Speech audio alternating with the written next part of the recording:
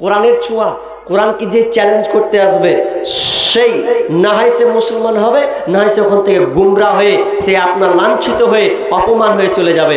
আপনাকে আশ্চর্যের একটা ঘটনা শোনাই। জানেন 2022-এ সম্ভবত 22-এ হবে, 23-এর প্রথম কিংবা 22-এর শেষে তুরস্কে একটা ভূমিকম্প হয়েছিল, জানেন তো আপনারা? এত ক্ষয়ক্ষতি হয়েছিল। তার আগে আরেকটা ভূমিকম্প হয়েছিল 1999 সনে। এমনভাবে ভূমিকম্পটা হয়েছিল, আপনি শুনেন তো আপনার মাথা খারাপ হয়ে যাবে যে এত বড় নোংরা কাজেরা করতে পারে।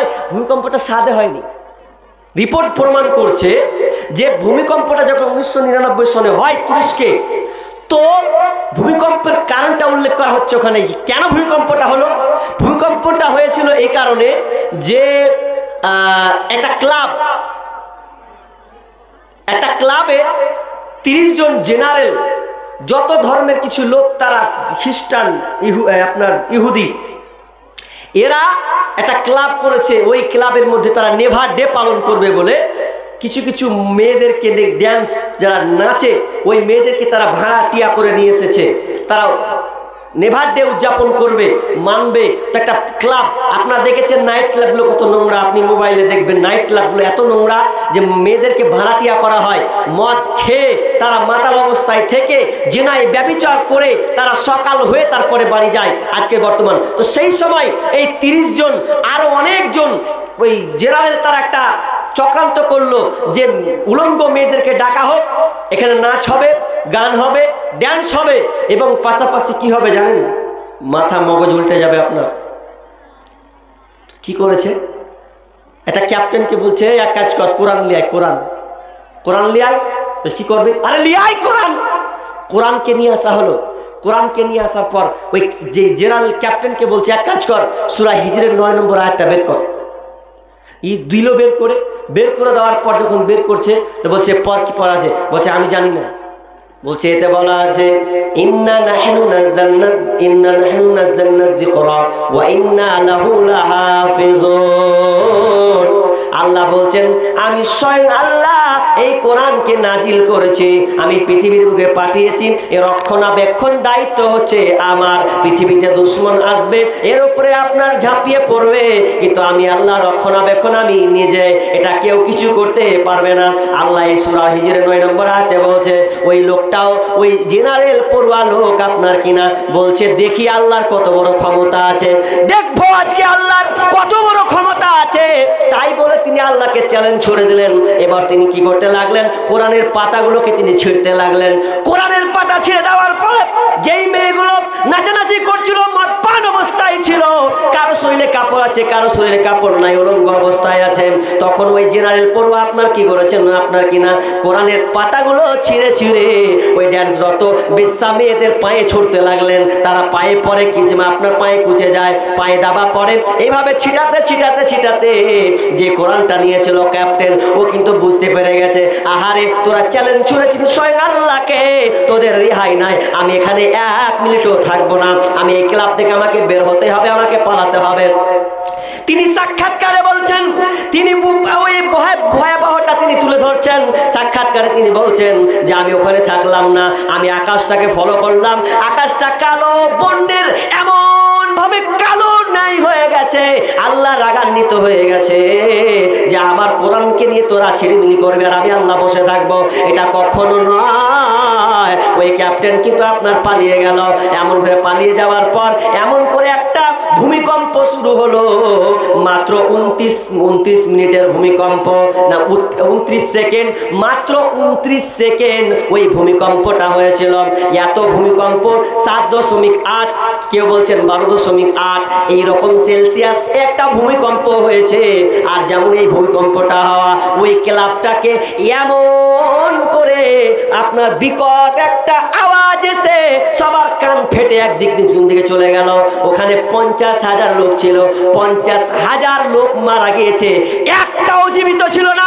50 50,000কে আল্লাহ ওখানেই খতম করে দিলেন, শেষ করে দিলেন। এরপরে তিনি বলছেন কি হয়েছে শুনে নাও। তখন তাদেরকে পানিতে ভাসিয়ে নেওয়া হয়েছিল আর জমিনটা নড়াচড়া করেছিল। এমন কি আপনার সাক্ষাৎকারে ওই লোকটা বলছে যে কত মেয়েকে 320 জন অথবা 350 জন ছেলে এবং মেয়েকে উলঙ্গ অবস্থায় জিনারত অবস্থায় পাওয়া গেছে। সে কোরআনকে চ্যালেঞ্জ করেছে। আমার আল্লাহ বলছেন ইন্না নাহনু নাযালনা যিকরা ওয়া ইন্না লাহু লাহাফিজুন। আমি কোরআনকে আমি নাজিল করেছি, এই কোরআনের রক্ষণাবেক্ষণ আমি আল্লাহ। যে কোরআনকে চ্যালেঞ্জ করতে আসবি রে সেই বিপদে পড়বে।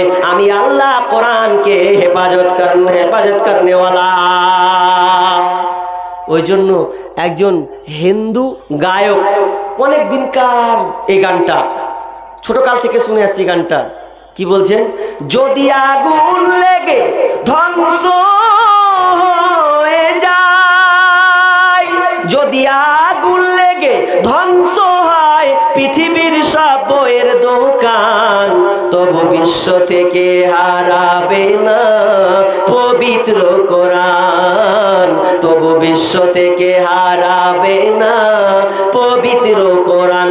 যদি আগুন লেগে ধ্বংস হয়ে যায়, যদি আগুন লেগে ধ্বংস হয় পৃথিবীর সব বইয়ের দোকান, তবু বিশ্ব থেকে হারাবে না পবিত্র কোরআন। তবু বিশ্ব থেকে হারাবে না পবিত্র কোরআন। করবে কেমন করে কোরআন ধ্বংস? আগুনের তেজ আছে বিশ্বে ভরা অগণিত কোরআনের হাফেজ। করবে কেমন করে কোরআন ধ্বংস? আগুনের তেজ আছে বিশ্বে ভরা অগণিত কোরআনের হাফেজ।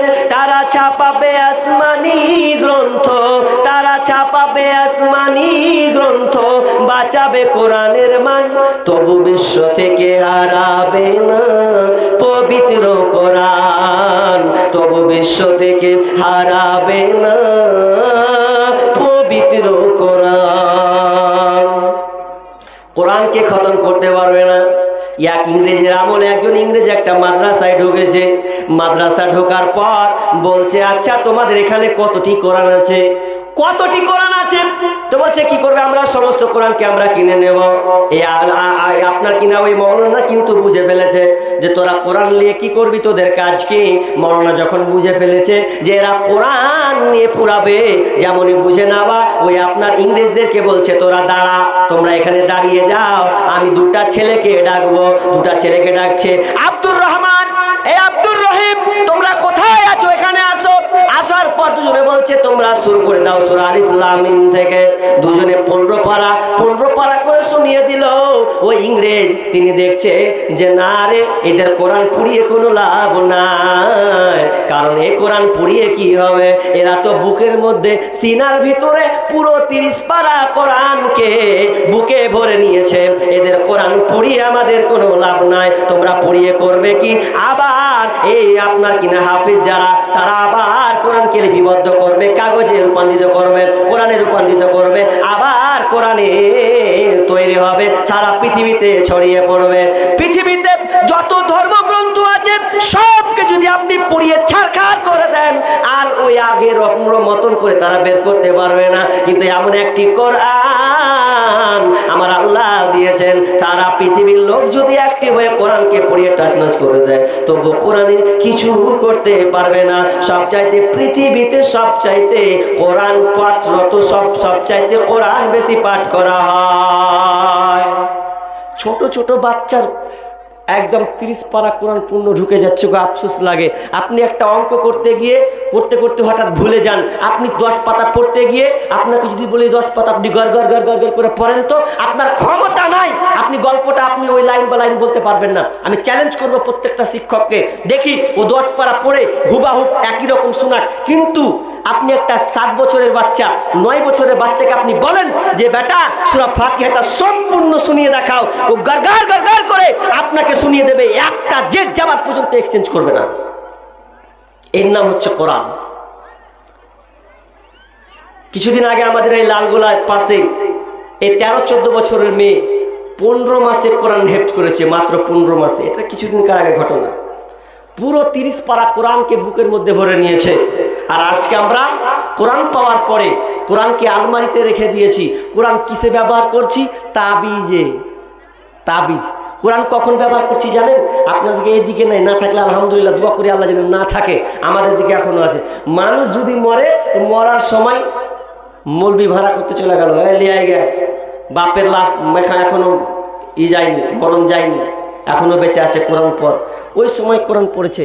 আর যদি না পায় খালা বুবু এলাকাটা গেলে চলে গেল, খালা বুবুকে বলছে পর কি পর, সূরা ইয়াসিন পর, কি পর, সূরা রহমান পর। কোথায় পেলেন আপনি এগুলো? ভণ্ডামি করার জায়গা পাই না। অথচ বিশ্বনবী বলছেন মানুষ যদি মুমূর্ষু অবস্থায় থাকে, যান যায় মরে মরে মরে, তাহলে তুমি ওই ব্যক্তির সামনে পড়ো লা ইলাহা ইল্লাল্লাহ, এটা পড়ো। যদি পড়লো কি লাভ হবে? ওই তুমি যদি এটা বারবার পড়ো আর ওই ব্যক্তি যদি তোমার সঙ্গে সঙ্গে বলে দেয় ফাদাখালাল জান্নাহ, তাহলে লোকটা জান্নাতে চলে যাবে। সে কোনোদিন না কোনোদিন যাবে, যদি ওর নসিবে এই কালিমার তার উচ্চারণ করার তৌফিক হয়। তা আমরা কি করছি? উল্টা করছি, উল্টা। আর কি করছি? কোরআনকে আমরা তাবিজ ব্যবহার করছি। তাবিজ। খবরদার, যাদের তাবিজ আছে তাবিজগুলোকে ছিঁড়ে ফেলেন। তাবিজ লটকায়েন না, একেবারে শিরক থেকে আপনি বাঁচার চেষ্টা করুন। কোরআনকে আপনি পড়ার চেষ্টা করুন। আজকে আমরা কোরআন পড়ি না। আগেকার মায়েরা কোরআন পড়েছে, সন্তানকে বলেছে বেটা মক্তবে যাও। আর আজকে মক্তবে যাওয়ার কোনো কায়দা নাই। কেন? আপনার ছেলে 3টা টিউশনি নিয়েছে। কটা গো? 3টা। সকালে একটা, বিকালে একটা, সন্ধ্যার পর একটা। কখন যাবে এই টিউশনি নিয়ে তার জীবন পার, অথচ তার আরবি পড়ার কোনো সময় হলো না। এই জন্য বর্তমানে আজকে ছেলেরা বাপ মায়ের কথা শোনে না। তার মূল কারণ আপনি আপনার সন্তানকে কোরআন শিক্ষা দেননি। এই কারণে আগে মানুষ মেরে ধরে পাঠিয়েছে, এখন আর ওটা পাওয়া যায় না। তো কি করে হবে? মায়েরা তো হয়ে গেছে বদমাস টাইপের। কি ওরা এখন সিরিয়াল নিয়ে ব্যস্ত হয়ে গেছে, যে সিরিয়াল আজকে আমাদের এমনভাবে ভাইরাসে পরিণত হয়েছে। আর বাচ্চাদের কার্টুন, ওই গ্রাম পল্লী টিভি মানে নদিয়া যেটা, সেখানে মানুষ এমনভাবে ছোট বাচ্চাদের নাটক তৈরি করা হচ্ছে, ওগুলো মানুষ দেখছে আর ফ্যাল করে হাসছে। বাপের একটুও দ্বিধা নেই যে আমার ছেলের প্রজন্মটা কি হবে। এই লোকে বয়কট করুন, এই পল্লী টিভিকে বয়কট করুন। যদি বয়কট না করেন আপনার ছেলে রসাতলে যাবে। সেখানে কি শেখানো হচ্ছে? স্বামী স্ত্রী কিভাবে তালাক হয়, বউ শাশুড়ি কিভাবে মারপিট হয়, প্রেম প্রীতি কিভাবে করতে হয়, এই ছোট ছোট বাচ্চাদেরকে শেখানো হচ্ছে। আর এগুলো আমরা ছেলেদের হাতে ধরিয়ে দিচ্ছি। মাও হয়ে গেছি, কোরআনে কোনো ধারে না। তারা কি হয়েছে এটা আসলে জানে না। সংসার সুখী হয় কোরআনের গুণে, আজকাল মেয়েরা কি সেই কথা জানে? সংসার সুখী হয় কোরআনের গুণে, আজকাল মেয়েরা কি সেই কথা জানে? পড়েও পড়ে না, কোরআন তো পড়ে না, খুলেও দেখে না। কোরআন তো পড়ে না, খুলেও দেখে না, পড়ে শুধু তারা স্টার জলসা নিয়ে। ওমর আল্লাহ রে রহম করো এই মালদারে, ওমর আল্লাহ রে রহম করো এই মালদারে। মা যেমন বেটি তেমন, বেটা তেমন। বেটি হয়ে গেছে আওয়ারা, মাথায় কাপড় নাই, আর রাস্তা দিয়ে যাচ্ছে। আপনার ছেলে আওয়ারা হয়ে গেছে আর তারা যাচ্ছে। ওই জন্য কবি কি বলছেন দেখেন, স্টার জলসা আর জি বাংলা ধ্বংস করলো আমার সোনার বাংলা। স্টার জলসা আর জি বাংলা ধ্বংস করলো আমার সোনার বাংলা। তারা শুনি যুবক যুবতীর মুখে মুখে, শুনি যুবক যুবতীর মুখে মুখে, বুঝে না সে তো বুঝে না রে গান। পড়ে না কোরআন ওরা, পড়ে না কোরআন, পড়ে না কোরআন ওরা, পড়ে না কোরআন। পড়েছে তারা ইংলিশ মিডিয়ামে, তাই বাপকে ডাকে আবার ড্যাডি নামে। এখন আব্বা লয় ড্যাডি, বাপটা ছুটে গেছে এখন। তা পড়েছে তারা ইংলিশ মিডিয়ামে, তাই বাপকে ডাকে আবার ড্যাডি নামে। সরি বললে কি আর, সরি বললে কি আর, কবরেতে পাবে আসান। পড়ে না কোরআন ওরা, পড়ে না কোরআন, পড়ে না কোরআন ওরা, পড়ে না কোরআন। ইষ্টি কুটুম আর জন্মপুর, ঝগড়া ঝাঁটি সে তা সকাল দুপুর। মা বোনগুলো সিরিয়াল দেখছে, ইষ্টি কুটুম আর জন্মপুর, ঝগড়া ঝাঁটি সে তাই সকাল দুপুর। টাপুর টুপুর গেল জল নুপুর এলো, একটার পর পর সিরিয়াল। টাপুর টুপুর গেল জল নুপুর এলো, পাখি দেখে ফাঁকি দিলে আরে কত জান। পড়ে না কোরআন ওরা, পড়ে না কোরআন, পড়ে না কোরআন ওরা, পড়ে না কোরআন। মাও যা বেটাও তা বেটিও তা, মা শিক্ষা দিল না কোরআন। আর কোরআন যখনই শিক্ষা না দেবে, ওই মা কোনোদিন সন্তানের কাছে শান্তি পাবে না।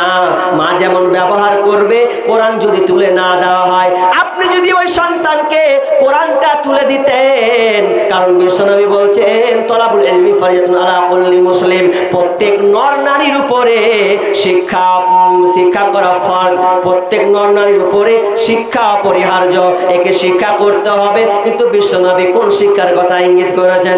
বিশ্বনবী বলছেন তোমরা শিখো কোনটা, যেটা তোমাকে আল্লাহর দিকে ধাবিত করবে, ওটা তোমাকে শিখতে হবে। কিন্তু আজকে আমরা কি করেছি? শিক্ষা দুনিয়ার পেছনে আমরা টাকা খরচ করি, কিন্তু দিনের ব্যাপারে আমরা টাকা খরচ করি না। বুকে হাত দিয়ে বলেন, আপনার ছেলে আপনার মেয়েকে আপনি টিউশনে দিয়েছেন, সকাল থেকে নিয়ে বিকাল থেকে নিয়ে রাত পর্যন্ত 2টা-3টা করে দিয়েছেন, যে আমার মেয়ে যেন ভালো রেজাল্ট করে, আমার ছেলে যেন ভালো রেজাল্ট করে উত্তীর্ণ হয় এবং ভালো জায়গায় পৌঁছায়। কিন্তু এর জন্য আপনি কোরআনের জন্য আপনি ক টাকা ব্যয় করেছেন? আপনার ছেলেকে আপনি একটা আলেমকে ক টাকা দিয়েছেন? যে আলেমটা আপনার মসজিদে থাকে, তাকে দিয়ে আপনি কোনোদিন বলেছেন যে বলু সাহেব, আপনি আমার এই ছেলেটাকে দিলাম, আপনি একটু ভালো করে পড়ায়েন, একে একটু সময় দিন, আপনাকে আমি মাসের মাস 200-300 টাকা করে দেব? কজন বলেছেন? কয়জন বলেছেন? বলেছেন? আপনার বুকে হাত এরপর বলতে পারবেন যে আমি একজন শিক্ষক দিয়েছি, দিয়ে আমি আরবি পড়াচ্ছি? কি হবে? কবরে মুগুর ছাড়া আপনি কিছুই খাবেন না, দুনিয়াতে আওয়ারা হয়ে ঘুরবে, আপনার 5 পয়সা মূল্য দেবে না। আপনি আশ্চর্য হয়ে যাবেন। বাংলাদেশের একটি ঘটনা দেখছিলাম ফেসবুকে, তার বাপ এই মিডিয়াতে এসে দুঃখ করে বলছে, আমি আমার 3টা সন্তানকে লালন করেছি, একটা আমেরিকা, একটা ইংল্যান্ড আর একটা ব্রিটেন, এই 3টাকে পাঠিয়েছি, তার মধ্যে একটা বেটি 3টা বেটা। তো বলছে প্রথম বেটা তো চলে গেছে উধাও, দ্বিতীয় বেটার কোনো খবর নাই, তৃতীয় বেটাকে আমি আমার পেনশনের টাকা দিয়ে আপনার 56 লাখ টাকা খরচ করলাম। ক লাখ? 56 লাখ টাকা খরচ করেছি আমার বেটার পিছনে। সেই বেটা, ছোট বেটা, তিনি নিজেই বলছেন, তার নাম হচ্ছে কি জানেন? একজন কলেজের প্রফেসর, তিনি কলেজের প্রফেসর, তার নাম হচ্ছে আব্দুল আউয়াল। তিনি বলছেন যে আমি আফসোস করছেন, বলছেন যে আমার ছোট বেটাকে আমার পেনশনের টাকা দিয়ে পড়ালাম। সেই বেটাকে বলছি, বেটা কোথায় আছে বেটা? বলছে আব্বু আমি বিয়ে করে নিয়েছি। তো বিয়ে করে নিয়েছো তো আমাকে নিয়ে চল বেটা, আমি একাই, তোর মা নাই, চলে গেছে, তা আমি একাই বাড়িতে। বলছে তোমাকে নেওয়া হবে না, তুমি একাই পুছে মরোগা, আমি আর বাড়ি আসবো না। আফসোস করছেন। কি হয়েছে তার লাভ? তিনি বলছেন আমি মানুষ করতে পারিনি। আরে মানুষ করতে হবে আপনাকে, কারণ গরু যখন মায়ের পেট থেকে বের হয় তখন গরু হয়, ছাগল যখন মায়ের পেট থেকে বের হয় তখন ছাগলই হয়, কুকুরের পেট থেকে যখন কুকুরের বাচ্চা হয় তো কুকুরই হয়। কিন্তু মানুষের পেট থেকে মানুষ জন্ম নিলে মানুষ হয় না, ওকে মানুষ বানাতে হয়, ওকে মানুষ বানাতে হয়। ওকে যদি আপনি মানুষ বানাতে পারেন তবে সে মানুষ হবে। কিন্তু আমরা মানুষের নামে কসাই তৈরি করছি। চলেন কটা নেবেন আপনি? ডাক্তার, আজকের বর্তমানে ডাক্তার কসাই ছাড়া আর কিছু নয়। তারা পেনশনে লিখে দিচ্ছেন, গরিবের পেটে লাথি মেরে তারা টাকাগুলোকে আত্মসাৎ করছে। দুঃখ লাগে এই জিনিসগুলো। কেন? তার মধ্যে কিসের দুর্বলতা আছে? ইলম, কোরআন নেই। আমি বলছি আপনার ছেলেকে আপনি ডাক্তার বানান, ইঞ্জিনিয়ার বানান, প্রফেসর বানান, আমার আপত্তি নেই, আমার এতে কোনো সন্দেহ নাই, এটা আপনাকে নিয়ে আমার কোনো প্রশ্ন নাই। প্রশ্ন ওখানটায় আপনি মাস্টার বানালেন, কিন্তু আপনার সন্তানকে তো আপনি কোরআন শিক্ষা দিতে পারলেন না। যদি আপনি কোরআন শিক্ষা দিতেন তাহলে ও যখন মাস্টার হতো তখন ছাত্রকে সে আখিরাতকে ভয় করে তার ক্লাসটাকেও ঠিক মতন পড়াতো, 1 সেকেন্ডও কামাই করতো না। যদি ডাক্তার হতো তাহলে ডাক্তার হওয়ার সময় ভাবতো যেটা আমার নৈতিক দায়িত্ব, এটা আমার কাজ, এটা আমার ডিউটি, এদেরকে বাঁচাতে হবে। তাহলে সে কোনোদিন ডাকাতি করতো না, ছিনতাই করতো না, কসাই রকম কাজ করতো না, ওষুধে ভেজাল দিত না, ও ঠিক কাজ করতো। আফসোস লাগে। আপনি নিজেকে খুব গর্ব মনে করেন, আমার ছেলে মাস্টার, আমার ছেলে ইঞ্জিনিয়ার, আমার মেয়ে হয়েছেন ব্যারিস্টার, এ নিয়ে আপনার গর্ব হয়। কিন্তু আপনার ছেলে, আপনার মেয়ে 5 ওয়াক্ত সালাত পড়ে না, আপনার মেয়ে পর্দা করে না, এই ব্যাপারে একটু আপনার লজ্জা নাই। লজ্জা থাকা দরকার ছিল। গর্ব করছেন যে আমার ছেলে মাস্টার ইঞ্জিনিয়ার, 1 ওয়াক্ত নামাজ পড়ে না, এ নিয়ে আপনার কোনো হয় না? লজ্জা লাগে না? এই নিয়ে আপনাকে লজ্জা করার দরকার ছিল। আজকে ছেলেমেয়েরা আওয়ারা হয়ে গেছে, কোরআন নেই, কোরআন ছেড়ে দিয়েছে। কোরআন প্রত্যেকটা ব্যক্তিকে শেখার দরকার ছিল, ছিল না? প্রত্যেকটা ব্যক্তিকে জানার দরকার ছিল। কেন ছিল না? আপনার ছেলে যখন বিদেশ থেকে যখন একটা চিঠি লিখে পাঠায়, তখন আপনার টেনশন শুরু হয়। কি টেনশন জানেন? যে আমার ছেলে কি পাঠিয়েছে ইংলিশে, আমি মূর্খ মানুষ, চাষি মানুষ, কি যে আমার বেটা পাঠিয়েছে, তো আমাকে জানতে হবে, কি করতে হবে। এই জন্য চলে যাচ্ছে কোথায়? একটা শিক্ষিত লোকের কাছে, ইংলিশ মাস্টারের কাছে, যে বলছে, স্যার দেখেন না আমার ছেলে কি পাঠিয়েছে, ওকে লন্ডনে পাঠিয়েছি, ওকে আমেরিকায় পাঠিয়েছি, আমাকে চিঠি পাঠিয়েছে। চিঠি যখন দেখছে, তখন দেখছে ও আপনার ছেলে পাঠিয়েছে, আপনার ছেলে খুব সুন্দর সুখে আছে, ভালো আছে, কিছুদিন পরে সে বাড়ি আসবে এবং তার কিছু টাকার প্রয়োজন আছে, এই জন্য চিঠিটা পাঠিয়েছে। আপনি ভেনে শান্তি পেয়ে গেলেন কতক্ষণ? যতক্ষণ না আপনি এই চিঠির তর্জমা না বুঝতে, ততক্ষণ আপনার শান্তি ছিল না। অথচ একটিবার ভাববেন কোরআন যে আল্লাহ তাআলা দিলেন, এই কোরআনটা আপনাকে কেন দিলেন আপনি দেখবেন না? আপনার ইচ্ছা হয় না? আপনার মন জাগে না যে আমি একটু কোরআনটা খুলি? কোরআন শিখতে কয়দিন লাগবে ভাই? আমিও পড়াই, মনে করি আমার এটাই কাজ, এটা আমার মূল উদ্দেশ্য নয়। বক্তৃতা করা আমার মূল উদ্দেশ্য নয়, আমার কাজ আছে পেছনে। আমি একটা ছোটোখাটো মিশনে পড়াই, প্লাস পাশাপাশি আমি 6 মাসের কোর্স দিই, যাতে করে প্রত্যেকটা এই যুবকেরা যারা 10, 14 বছর, 15 বছর, 16 বছর বেকার ঘুরে বেড়াচ্ছে, তাদেরকে নিয়ে আমি 6 মাস, 4 মাস, 6 মাস, মূল টার্গেট 6 মাস কোর্স দিই, যে তারা যেন আলিফ থেকে নিয়ে পুরো ইয়া পর্যন্ত শিখে। খুবই সহজ, ইজি। কোরআনকে আল্লাহ সহজ করে দিয়েছেন। আপনি যদি 6 মাস চেষ্টা করেন, আমি চ্যালেঞ্জ করে বলছি, আর আপনার যদি তামান্না থাকে, ইচ্ছা থাকে যে আমি কোরআনকে শিখবই, কত ছেলে যে শিখলো তার কথা নাই। আমি অনেক ছেলেকে বাংলা পড়তে জানে না, অথচ তাকে আমি কোরআন পড়িয়ে দিয়েছি, কোরআন গড়গড় করে পড়তে পারে। কিন্তু আফসোস, আমরা বুড়িয়ে গেলাম, আমাদের বয়স পার হচ্ছে, নিজেরাও শিখি না, ছেলেদেরকেও আমরা কোরআন শিক্ষা দিচ্ছি না। কোরআন নিয়ে কারা কি করছে? ওই খ্রিস্টানেরা মুসলমান হচ্ছে। কেমন করে হচ্ছে? আপনাকে একটা ঘটনা বলি। একটা খ্রিস্টান লোক কোরআন, মানে ওর রোগ হয়েছে, কি রোগ হয়েছে জানেন? এমন রোগ হয়েছে কোনো ডাক্তারই ভালো করতে পারে না, কোনো সার্জন ভালো করতে পারে না। আর লোকটা হচ্ছে কোটি কোটি কোটি কোটি টাকার মালিক, ওর রোগ কেউ ভালো করতে পারে না। ও টেনশনে পড়ে গেল, কি করা যায়? একটা লোক পরামর্শ দিচ্ছে যে যাও, তুমি কোথায় যাবে? তো তুমি যদি যাও তাহলে একটা মৌলভী সাহেব আছে, যাও, ও ফুক টুক দেয়, ঝাড় ফুক দেয়, যদি দেখো ভালো হয় কিনা। এবার চলে গেছে ঝাড় ফুক দিয়ে, চলে গেছে, বলছে দেখেন মৌলভী সাহেব, আমি তো অমুক জায়গায় এসছি, তো আপনি একটু আমার ট্রিটমেন্ট করবেন। কি হয়েছে? বলছে আমি শান্তি পাই না, ঘুমাতে পাই না, ঘুমের ওষুধ খাইতে হচ্ছে আমাকে, আমার মোটেও শান্তি নাই, কি করতে হবে? তো বলছে এ ব্যাপারে কি বা করবো? তা আপনি এক কাজ করেন, আপনাকে আমি একটা কোরআন দিচ্ছি, এই কোরআনটা পড়ে আপনার রোগটা বের করেন তো, পান কিনা। তো বলছে ঠিক আছে, কি করব? রোগটা বের করবে। এখন রোগটা যখন বের করবে, তো লোকটা তো আরবি জানে না, বাংলা ইংলিশ অনুবাদ দিয়ে দিয়েছে, বাড়িতে গিয়ে পড়ছে। পড়তে 29 পারা হয়ে গেছে, আর মনটুন খাট্টা হয়ে গেছে, সারা কিছুই পেল না, আমার রোগী ধরা পড়লো না। ফেলে টাকা চলে গেছে, লাঠিরে চলে গেছে। ও বলছে দেখ কেমন বলবে তুমি, কি এমন এত আছে যে পাবো, আমার রোগী ধরে পেল না। বলছে কয় পারা হলো? বলছে 29 পারা। বলছে এখনো তোমার 1 পারা বাকি আছে, তুমি যাও আবার তন্ন করে তুমি খোঁজো। লোকটা তখন আবার বাড়িতে গেল, বাড়িতে পড়তে সূরা নাবা, সূরা দোহা, সূরা আদিয়াত, সূরা 3, এই করতে শেষ পর্যায়ে তিনি চলে গেলেন কি সূরা আপনার কিনা তাকাসুর। কি পড়ছে? বিসমিল্লাহির রহমানির রহিম, আলহাকুমুত তাকাসুর হাত্তা যুরতুমুল মাকাবির। আয়াতটা যেমনই পড়া, যেমনই তর্জমা বুঝতে পারা, লোকটা চিল্লা শুরু করে দিয়েছেন, পেয়ে গেছি, গেছি পেয়ে গেছি পেয়ে গেছি। স্ত্রী বলছেন হ্যাঁ গো কি হলো, কি তুমি পেলে বলো। লোকটা একটাই গুলি করছে পেয়ে গেছি পেয়ে গেছি পেয়ে গেছি। বেটি বলছে আব্বু কি পেয়েছেন, তো একটাই বলে পেয়ে গেছি পেয়ে গেছি। কি পেয়েছো? তখন ওই কোরআন থেকে বলছে আল্লাহ কুমুত্তাকাসু হাত্তা জুরতুমুল মাকাবির। ওরে যারা দুনিয়ার প্রতিদ্বন্দ্বিতায় পড়ে আছে, মালামাল টাকা পয়সা নিয়ে প্রতিযোগিতায় মেতে আছে, দুনিয়ার টাকা আপনার ব্যাংক সম্পদ নিয়ে তারা মেতে আছে, এত মেতে আছে এই মাথাটা তাদের আর নির্মূল হবে না কতদিন পর্যন্ত?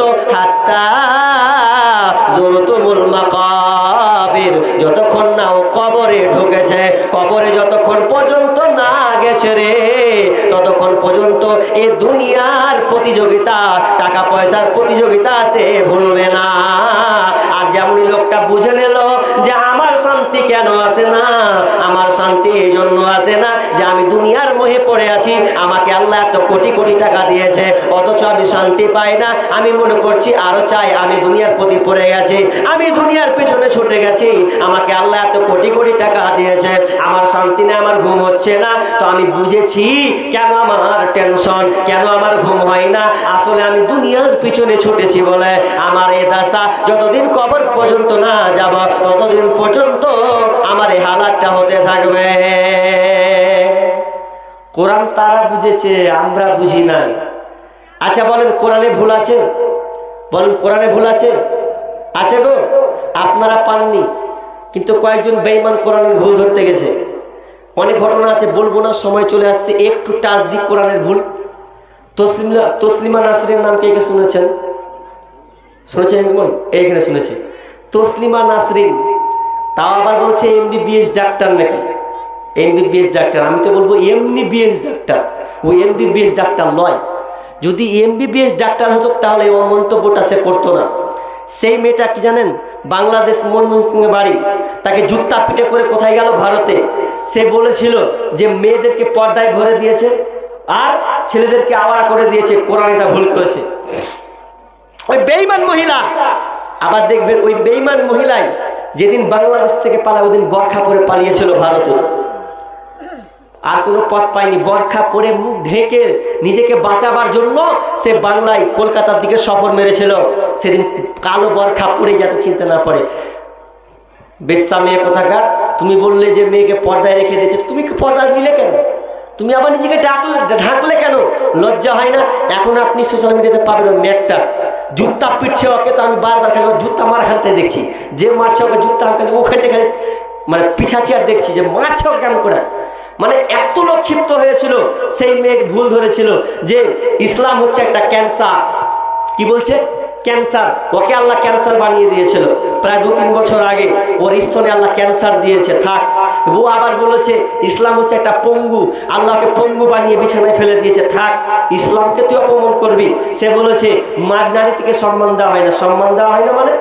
নারীকে সম্মান দেওয়া মানে কি বলছো তুমি? আরে ইসলাম সবচাইতে বেশি নারীকে সম্মান দিয়েছে, পুরুষদের চাইতে নারীকে বেশি সম্মান দেওয়া হয়েছে। আপনি মায়ের মর্যাদা, একজন মায়ের মর্যাদা কত দেওয়া হয়েছে আল্লাহ রাসূল বলছেন।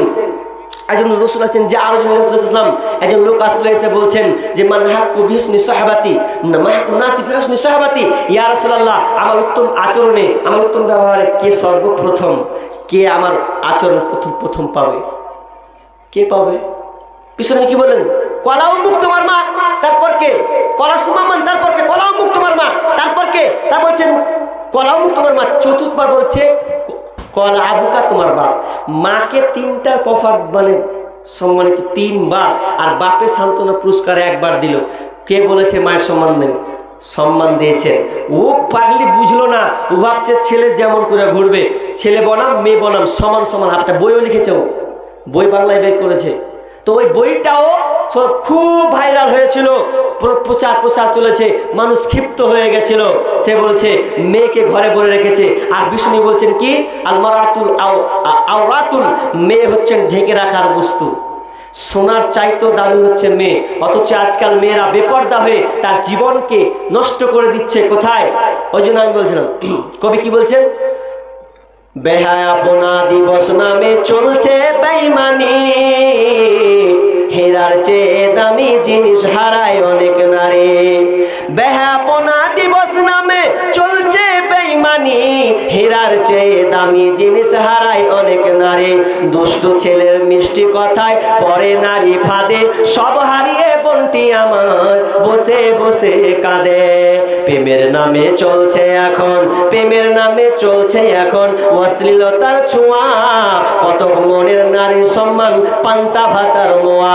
নারী তুমি সম্মানিতা, সব ঘরেরই আলো, লাগলে ছোঁয়া পঙ্কিলতার জীবন হবে কালো। এই আপনার পশ্চিমা কালচার মানিয়ে নিয়েছে, আপনার বোন গ্রহণ করে নিয়েছে, আর গ্রহণ করে নিয়ে তারা নিজের সতীত্বকে নষ্ট করছে, তার যৌবনটাকে নষ্ট করছে।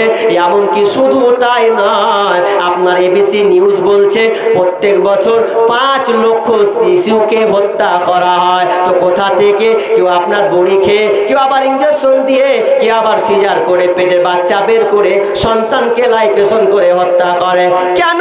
ওই মাটা, ওই বোনটা বিয়ে করেনি, পরপুরুষের সঙ্গে জেরা করে দিয়ে তার জীবনটাকে সে নষ্ট করে দিয়েছে। এই জন্য আমি বলেছিলাম 10 মিনিটের আবেগ মাগো, 5 মিনিটের মন, কে তুমি মা দেখতে দিলা না এই পৃথিবীর মুখ। জোর করে আসিনি ক তোর শরীরে আমি, পৃথিবীতে নাকি সন্তান হয় মায়ের কাছে দামি। তবে কেন সুখের ভুলে আমায় পেটে নিলা, সুখের শেষে কেটে ছিঁড়ে আমায় ফেলে দিলা। একদিন তুমি আমার কাছে আসবে ঠিকই মাগো, কি বলবে আল্লাহর কাছে জমা করে রাখো। আমি তো বেঁচে গেছি, বেঁচে গেল মান, নইলে লোকে বলতো মরে অবৈধ সন্তান। একটু অবৈধ সুখ পেতে মা, একটু অবৈধ সুখ পেতে মা আমায় পেটে নিলে, কলঙ্কের ভয়ে তুমি আমায় ছুঁড়ে ফেলে দিলে। তোমার মাও করতো যদি, তোমার মাও করতো যদি তোমার সাথে এমন, বুঝতে মাগো সেদিন তুমি মৃত্যুর যন্ত্রণা কেমন। ওরে বোন, তুমি বিয়ে করনি, তার আগে তুমি লাইকেশন করে দিয়েছ, পরপুরুষের সঙ্গে তুমি জেনা করে তুমি পেটে বাচ্চা নিয়ে এসেছো, আর ওই বাচ্চাকে তুমি হত্যা করলে। বিচারের মাঠে যখন ওই বাচ্চাটা তোমার উপরে নালিশ জানাবে, সেদিন তুমি আল্লাহকে কি জবাব দেবে? ওই পশ্চিমা কালচারের মতন তুমি চলিও না। তুমি হচ্ছ একজন সম্মানিতা মা, আল্লাহ তোমাকে সম্মান দিয়েছেন, হীরার চাইতে তোমাকে মর্যাদা দিয়েছে। তুমি একজন হীরার চাইতে দামি, এই জন্য তোমাকে ঢেকে আসতে হবে। লোহা রাস্তায় রাস্তায় পড়ে বেড়ায়, রেলগেটের আপনার গেটের রাস্তা লোহার, যদি মনে করে ছুবো লাড়বো তো ছুবে, কিন্তু সোনা এমনই একটা জিনিস, হীরা এমনই একটা জিনিস, কেউ হাত দিতে পাবে না, ওকে রক্ষণাবেক্ষণ করা হয়। মা রে, বোন রে, বেটি রে, তোমার সম্মানটা হীরা চাইতে দামি। তোমার ইজ্জতটাকে কোনো লুচ্চার পেছনে দিয়ে তোমার জীবনটাকে তুমি নষ্ট করিও না। তোমার যৌবনে এত দাম, তোমার পেট থেকে আল্লাহওয়ালা নবীর জন্ম হয়েছে, সাহাবীর জন্ম হয়েছে, তাবির জন্ম হয়েছে, ভালো ভালো আলেমের জন্ম হবে রে, ডাক্তারের জন্ম হবে। তো তুমি কি করে তোমার ইজ্জতটাকে পরপুরুষকে দিয়ে দাও? নাসরিনের মতন করিও না। ও বলছে মেয়েদেরকে সম্মান দেওয়া হয়নি, বলছে মেয়ে যেমন ঘুরবে, ছেলে যেমন ঘুরবে, মেয়েরা তেমন ঘুরবে। ঠিক আছে, তোমার কথা আমি মেনে নিলাম। ও বলছে ছেলেও যা করবে মেয়ে তাই করতে হবে, কিন্তু কি করতে হবে? তো বলছে কোরআন ভুল করেছে। কি বলছে? ছেলেরা 4টা বিয়ে করতে যদি পায় মেয়ে, তো মেয়েরা কেন 4টা স্বামী করতে পারবে না? ও দাবি, ভালো করে শুনবেন কান লাগিয়ে, ও দাবিটা দেখেন। ছেলেরা যদি 4টা বিয়ে করতে পায়, তো মেয়েরা কেন 4টা স্বামী করতে পারবে না? ওই যে রাগ করে বলেন এমবিবিএস ডাক্তারই বলয়, এমবিবিএস যদি ডাক্তার হতো এই প্রশ্নটাও তুলতো না। একটা ভাবার বিষয় আছে, তুমি একটা মেয়ে 4টা ছেলের সঙ্গে তুমি মিলন করবে, আর শুক্রাণু এই আপনার কিনা যখন তার সঙ্গে সম্পর্ক হবে, যখন তার মনিটা তার পেটে যাবে, তখন বাচ্চাটা কিভাবে তৈরি হবে? কজনের মনি যে ঢুকবে? আচ্ছা মেনে নিলাম তুমি 4টা স্বামীকে নিয়ে তুমি একটি ঘরে থাকবে, আমি মেনে নিলাম। আচ্ছা বলো, তোমার স্ত্রী যখন, একটা মেয়ে যখন একটা সন্তানকে নিয়ে যখন স্কুলে যাবে, যখন যদি বলে এই ছেলে তোমার নাম কি, তোমার বাপের নাম কি, তখন কানটা মুলবে? ওই বোচার কথা বলবে, না চ্যাপ্টারটা বলবে, না বোচিরটা মানে ওই দাঁতলাকটা বলবে? কারটা বলবে? 4টা যদি বাপ হয় তো কোনটার নাম বলবে ও? আর মাস্টারি বা কয়টা বাপের লেগে খাতা খুলে রাখবে 4টা নাকি? বেকায়দা বলছে যে মেয়েরা এটা কোনোদিনও হতে পারে না। একটা গেল, এরপর বলছে যে সম্মান দেওয়া হয় না কি, তো ছেলেরা সব জায়গায় আবার ঘুরে বেড়ায়, মেয়ে কেন ঘুরে বেড়াবে না? ও মেয়ে মাথা মোটা, তুমি বুঝলে না? ছেলেও যা করবে মেয়েও তা করবে, সমান অধিকার। সমান যদি অধিকার হয়, যদি আপনার স্ত্রী বলে ও গো স্বামী আমি গেলাম আমার বন্ধুর সঙ্গে ঘুরতে, তো ও বলে আমি গেলাম আমার বন্ধুর সঙ্গে ঘুরতে, বলে আজ তুমি রান্না করো, বলবে ঠিক আছে রান্না করলাম। স্ত্রী বলবে কালকে তুমি রান্না করো। যদি বলতে বলতে স্ত্রী বলে দেয় আমি এই বছর পেটে সন্তান ধারণ করেছি, সামনের বছর থেকে তুমি সন্তান ধারণ করবে, কোনখান দিয়ে লোড হবে আর কোনখান দিয়ে আনলোড হবে? সমান অধিকার এটা জীবনও হবে না। ও তো ভুল করেছে। শুধু তাই নাই, ডক্টর ইউনূস আপনি যে আপনার সুদ নিয়ে বেশি অভিজ্ঞতা, এই যে আপনার বন লন্ধনগুলো আবিষ্কার করেছে এই ডক্টর ইউনূস, গ্রুপ এই ডক্টর ইউনূসের অভিযোগ যে বলছে কোরআন ভুল করেছে। তো ওই কথায় বলেছে কোরআন ভুল করেছে। কি ভুল করেছে? যে পুরুষরা পাবে ডবল ভাগ, পাবে ডবল, মেয়ে পাবে এক ভাগ, পুরুষ পাবে দুভাগ, মেয়ে পাবে এক ভাগ। কোরআন এটা ভুল করেছে। এটা বলে আমার আলোচনা শেষ করব যে তিনি বলছেন কি যে পুরুষ কেন দুই ভাগ পাবে, মেয়ে কেন এক ভাগ পাবে? তার মানে মেয়েদেরকে সম্মান দেওয়া হলো না, এদেরকে সমান চোখে দেওয়া হলো না। আপনারাই বলেন কোরআন কি ভুল করেছে? জি না। এবার আপনাকে আমি উদাহরণ দিয়ে বুঝিয়ে দেন। অনেক মুফাসসির 4টা কারণ উল্লেখ করেছেন, 4টা কারণ। ছেলে পাবে দুভাগ, মেয়ে পাবে এক ভাগ। এটা কি করে শুনেলেন? তো বলছে একটা ছেলে একটা মেয়ে বিবাহ করবে, মেয়েকে বিবাহ করা হলো, ছেলে ভাই বোন একসাথে বিয়ে করবে, অনুযায়ী ঠিক হচ্ছে, অন্য জায়গায় ঠিক হয়েছে। এখন যেই ভাইটা বিয়ে করবে ও তো মোহর দেওয়া লাগবে, ওকে তো অলিমা করা লাগবে, খরচটা হচ্ছে ওর দুভাগ।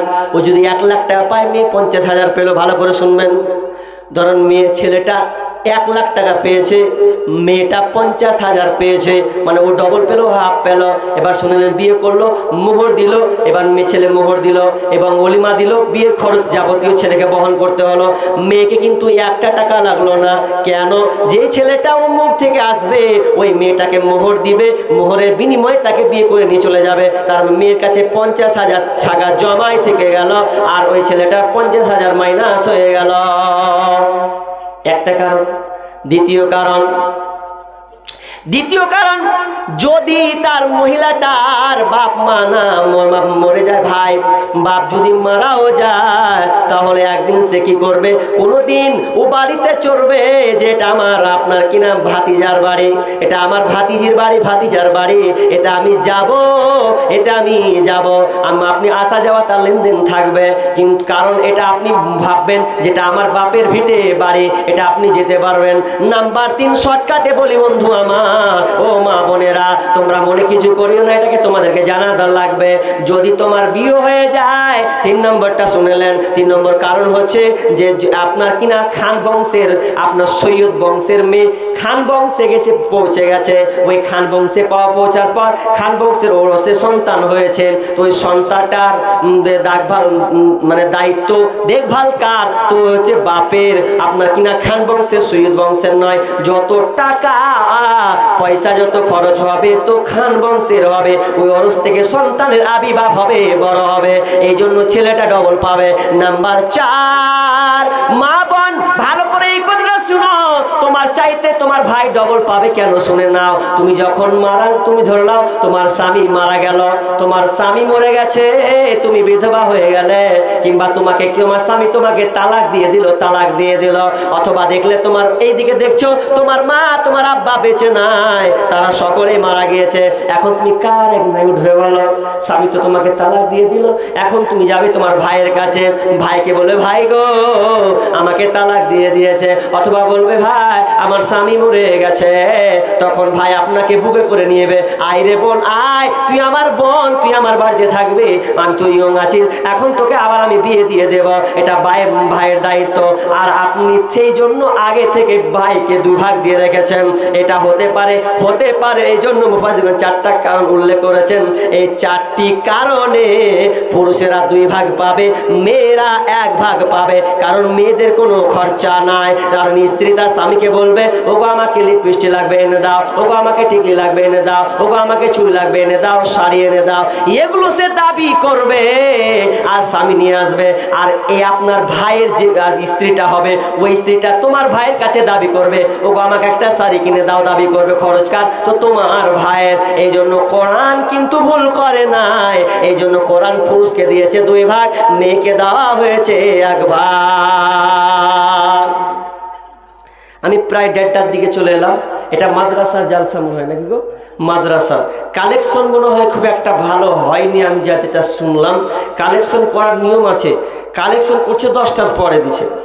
নিয়ম হচ্ছে আপনি 8টার দিকে যে আদায়কারী তাকে চাপাবেন, যারা আদায় করতে ভালো পারে তাদেরকে দিয়ে আদায়টা করিয়ে নেওয়া। এটা আপনারা ভুল করছেন, এটা করে নিতে হয়, কারণ এখন তো আর লোক থাকবে না।